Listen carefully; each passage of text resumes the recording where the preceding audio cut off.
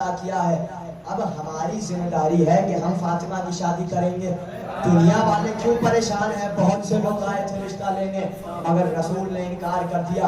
اللہ نے کہا اللہ کے حجاب کی لڑکی ہے, عرش کے حجاب کی لڑکی ہے, ہم رشتہ بھیجیں گے. تو آیا محمود ملک آیا. دیکھیے آپ علمی گفتگو ہے. محمود ملک آیا اور اس نے کہا, رسول نے کہا تو کون ہے؟ کہا میں ہواؤں کا مامور ہوں. کہا اچھا کیسے آنا ہوا؟ کہا ایسے آنا ہوا کہ اللہ نے کہا ہے کہ فاطمہ کی شادی کر دیجئے اور رشتہ ہم بھجوائیں گے. ہم زہرا کی شادی میں شریک ہیں. جو کسی بھی چیز میں شریک نہیں ہے وہ علی اور زہرا کی شادی میں شریک ہے. جو وحدہ لا شریک ہے وہ علی اور زہرا کی شادی میں شریک ہے. یہاں تک کہ محمود ملک نے کہا, آپ سنیے سورہ فرقان 25واں سورہ, نسبوں و صحرا وکانا ربک قدیرا, یعنی صحرا باندھو محمد نے صحرا باندھا. صحرا اللہ نے بھجوایا تھا, باندھا محمد نے. گویا باندھا اللہ نے تو اللہ نے یوں کر کے تھوڑی باندھا, باندھا محمد نے. یعنی پتہ یہ چلا کہ اس وقت ربو کا قدیرہ محمد تھے. اب محمد کی مٹھی میں وہ قدرت تھی. اب جب محمد نے صحرا باندھا تو قدرت کا صحرا علی کے ماتھے پہ باندھا. اب مجھے نہیں معلوم کہ قدرت جو ہے وہ سلام کرائی میں گئی یا صحرا بدھائی میں گئی یا جیسے زہرا میں قدرت گئی, مجھے نہیں معلوم, مجھے واللہ نہیں معلوم. اور میں پوری شادی جو آج آپ کے سامنے پڑھوں گا وہ میں ذمہ داری سے پڑھوں گا. کوكب الدری علماء اہل سنت نے ان روایتوں کو لکھا ہے اور مناقب خارزمی کتاب کا نام ہے. ذمہ داری سے پڑھ رہا ہوں. ابھی یہاں جناب شبر صاحب بیٹھے ہوئے ہیں اور میرے بہت ہی محترم ہیں, یہ ہمیشہ مجھے دعائیں دیتے رہتے ہیں. یہ تائید کریں گے قبلہ علامہ اظہر حسن زیدی صاحب, ان کا ایک مشہور جملہ ہے اور مجھے یقین ہے کہ ان کو معلوم ہوگا اور آپ سے دعائیں لینا چاہوں گا میں. ان کا ایک جملہ ہے کہ محمود ملک نے کہا, یہ ان کا جملہ ہے, جملہ سنیے گا قبلہ کا. انہوں نے کہا محمود ملک آیا اور کہا کہ اے رسول, اللہ نے اعلیٰ حضرت نے ایک میٹنگ بٹھائی اور بادلوں کا پردہ کیا اور پردہ کرنے کے بعد تمام لوگوں کو بلایا. کہا کہ ہم چاہتے ہیں کہ زہرا کی شادی کچھ نئے انداز سے ہونی چاہیے, کوئی نیا انداز ہے فاطمہ کی شادی میں. تو اللہ نے تمام قدرت کو بلایا, اپنی تمام مخلوقات کو بلایا. یہاں تک کہ جبریل نے کہا, اللہ نے کہا کون رشتہ لے کے جائے گا, کون نہیں چاہے گا کہ وہ رشتہ لے کے جائے. تو فوراً سے جبریل نے آگے بڑھ کے کہا, اے اعلیٰ حضرت میں رشتہ لے کے جاؤں؟ اللہ نے کہا جبریل تم جاؤ گے تو نئی بات کیا ہوگی, تاریخ لکھے گی وہی آ گیا جو روز وہی لے کر آتا تھا, وہی آ گیا جو روز چکی چلانے آتا تھا, وہی آ گیا جو روز جھولا جھلانے آتا تھا. یہ میرے جملے نہیں ہیں, یہ میرے جملے نہیں ہیں, یہ اللہ کے جملے ہیں. اب انہوں نے کہا کہ اتنے میں اللہ کی نظر سورج پہ پڑی. سورج نے آگے بڑھ کے کہا, اعلیٰ حضرت میں رشتہ لے کے جاؤں؟ اللہ نے کہا تو بات ہی نہ کر, آج خوشی کا موقع ہے, چلنے والوں کا کام نہیں ہے.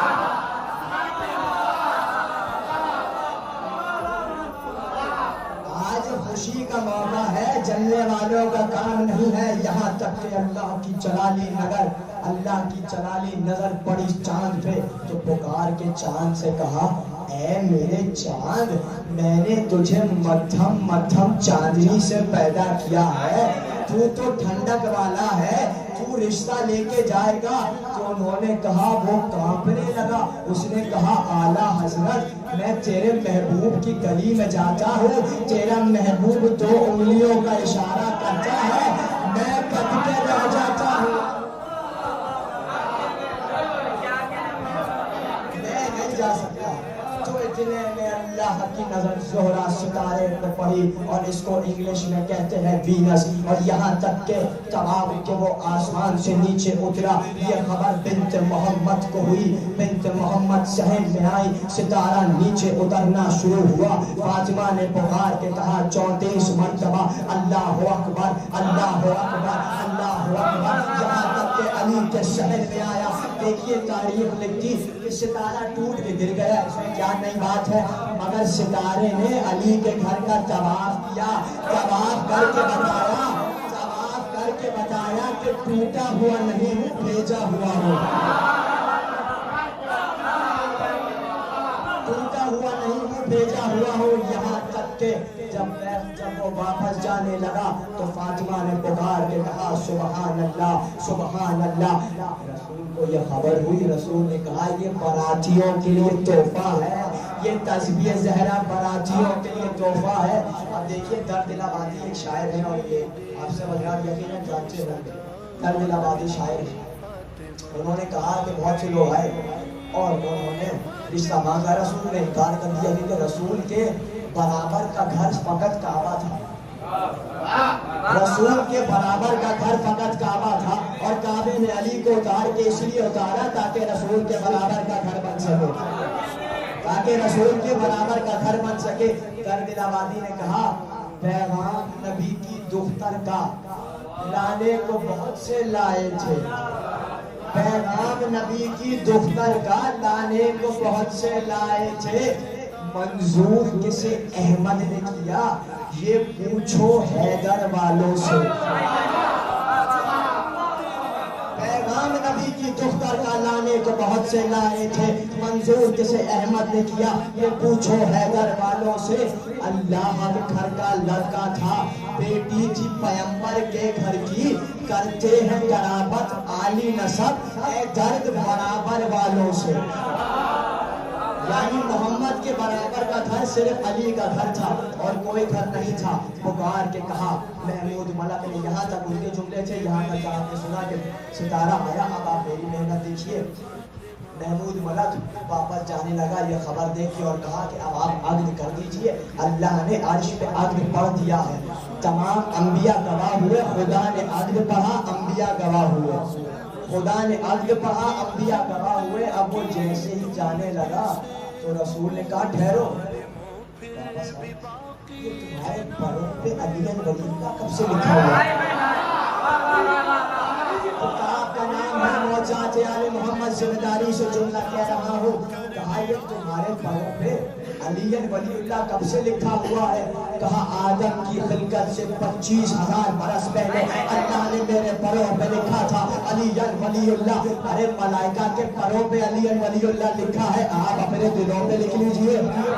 कहते हैं कि जल्दी अभी मैं पढ़ने जा रहा हूँ, कहते हैं कि मोहम्मद ने सेहरा बांधा और उससे पहले कहा कि अली क्या है तुम्हारे पास? कहा या रसूल अल्लाह मेरे पास क्या है, मेरे पास तो कुछ भी नहीं है, मेरे पास एक ऊंट है, एक घोड़ा है, एक तलवार है, एक सिरा है। कहा ये तीनों चीजें तुम्हारे काम की है, सिरा तुम्हारे जैसा बहादुर और सजा रख के क्या करेगा?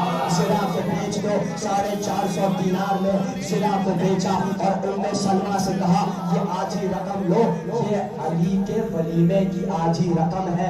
यहाँ तक के आवाज कुदरत आई और पुकार के कहा अल्लाह ने ए मोहम्मद सहरा बांधो अली के सर पे। अली के सर पे मोहम्मद ने सहरा बांधा, यानी नबूवत जो है वो इमामत को सजा रही है, नबूवत इमामत को सजा रही है।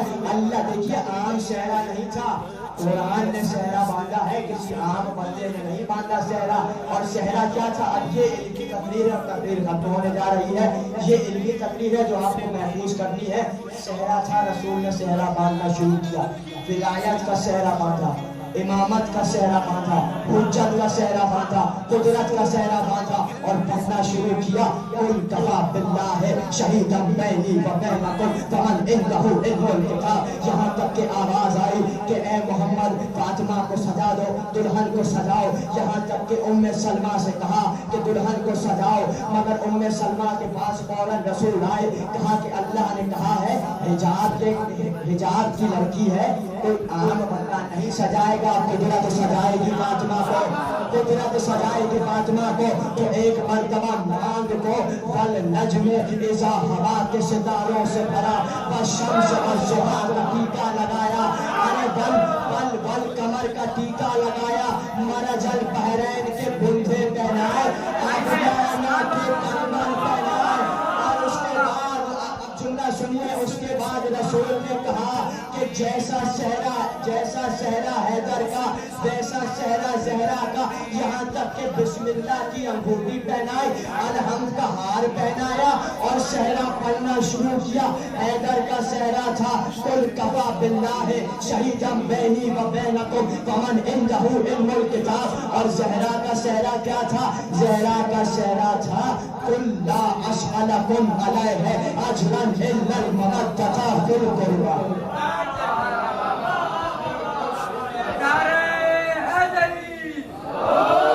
تو ثاقبہ کتاب ہے، کہتے ہیں کہ جب رسول معراج پہ پہنچے تو جبریل نے ایک سیب دیا، رسول نے وہ سیب کھایا اور جا کے خدیجہ کو دیا. وہ کھاتے ہی خدیجہ کے صدف عفت میں نور منتقل ہوا اور ظہور فاطمہ ہوا. رسول نے کہا، جملہ سنیے گا رسول کا، رسول اپنی بیٹی کی شان بتا رہے ہیں. رسول نے کہا جب بھی میرا دل چاہتا کہ میں جنت کی خوشبو کو سونگھ لوں، میں جا کے اپنی بیٹی فاطمہ کو سونگھ لیتا تھا. پتہ یہ چلا کہ علی اور زہرا کی بارات نہیں جا رہی تھی، کچھ لوگوں کے کچلے ہوئے ارمان کی بارات. نبی حجت کبریاء ہے، نبی حجت کبریاء ہے، مگر فاطمہ